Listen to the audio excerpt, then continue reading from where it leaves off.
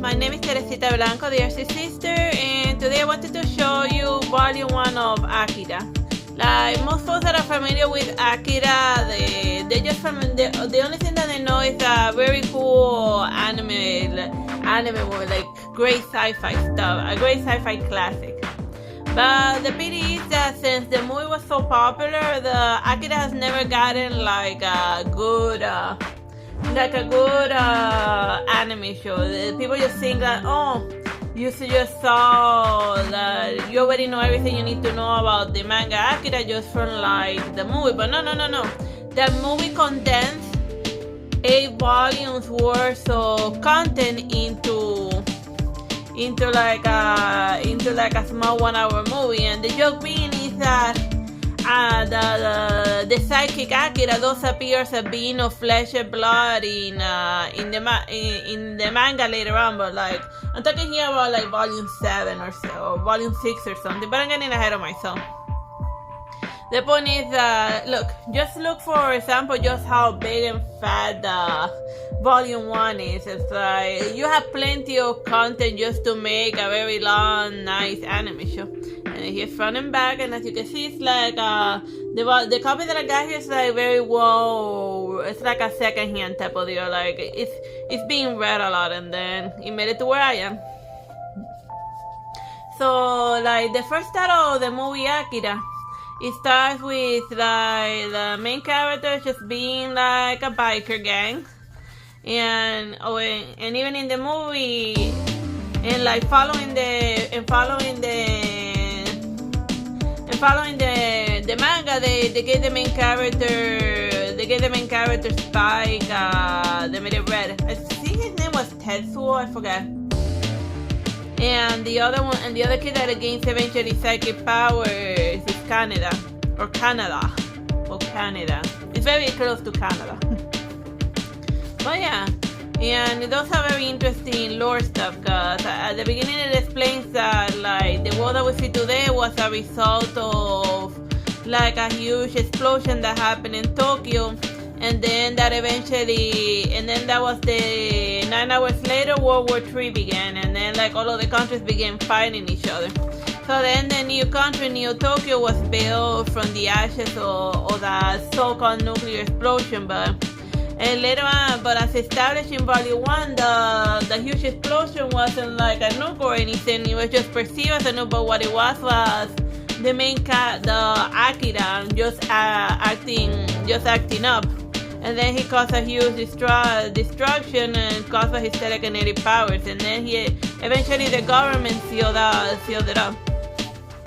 So then we have the main characters just going about their days, and they having the they're like in like the manga, they're not shy about what's the favorite hobby of like the main characters. Like they're pill poppers. More specifically, they stated that what they're having oftentimes is amphetamines. So then while they're going about their business, they run into a different psychic kid that they call him number 26, but his name is Takashi, or I forgot. It's a lot of characters, and everyone's like up to doing something. So he escaped the lab because he wanted to see what the world was like, maybe because they didn't let him watch his favorite TV shows. So then, with the government going after the precious test subject, like crazy madness ensues, and then our main characters just get caught in the middle.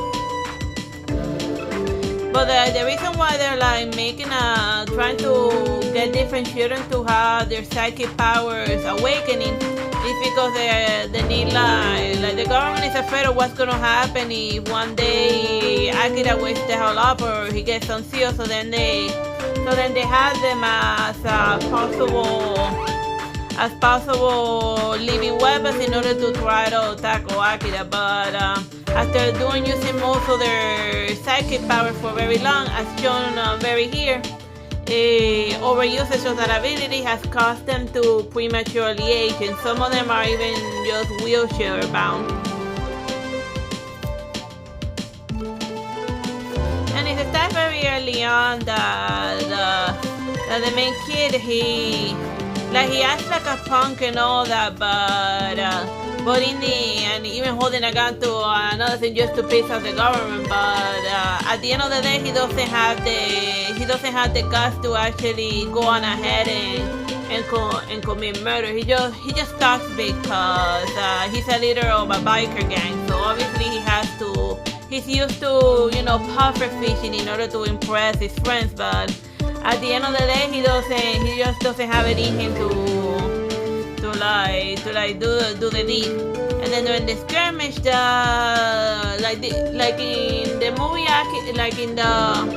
in the movie Akira, they don't develop very well these fancy little pills that the sidekick children desperately need. But in the first version of the comic Akira, they definitely go into depth about why the fancy pill is so important.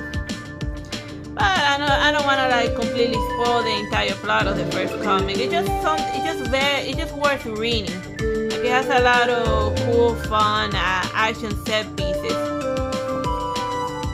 and very nicely drawn. Especially this one when the entire floor is breaking up because of the kid's psychic energy. It just looks fun. Yeah, let's see another cool. And at least not in this volume, but you don't see the famous Akira slide, no. Alright, let me see if I find. Oh yeah. Here's where they have Akira seal, and this entire structure, it kind of reminds me of a scene that. Let me see when this scene was published, so then I'm not talking out of my. Let's see when was this published.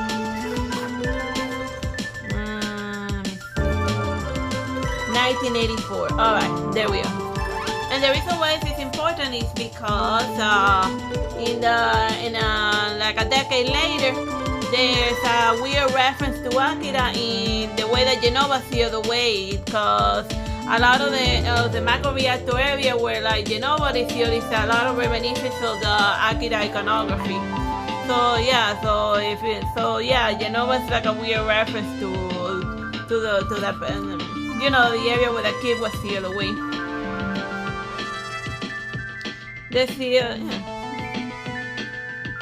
And as implied by the scientist talk is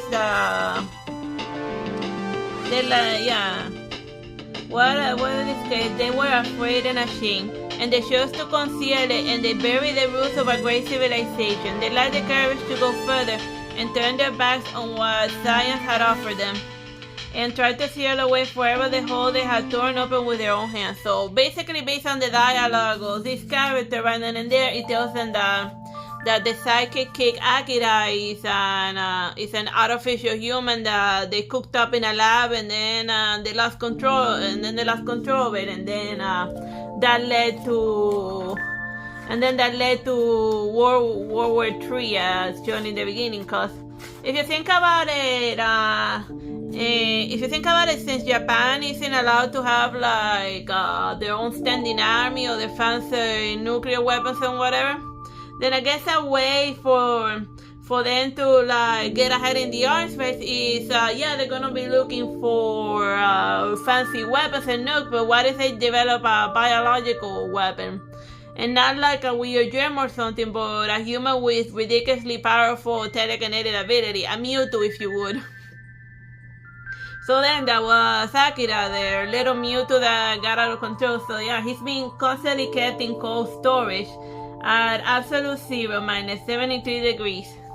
Oh yeah, I could easily go on about all of the fancy. Oh yeah, another thing, I remember this weird other anime show that they had another psychic person riding a motorcycle, and the way that Canada ends up running his bicycle without using his hand, just his telekinetic ability. I don't know if Akira copied them or if they copied Akira. I just remember that off the top of my head. And over there, they're just playing the chicken game or just both of them chasing after each other. Oh yeah, and even his bike has to say citizen and CEW. Alright, so I hope you have fun with me giving it with this fun review of the Akira manga. Yeah, so I hope that one day we get a proper anime show adaptation of the Akira manga. Like it could be like a 50-50, like a live action one would be tolerable, but ideally I would prefer something animated. And by animated I mean drawn like by hand, and not like those creepy CGI stuff that they call animation these days. Well, I hope you have fun. Bye bye and God bless.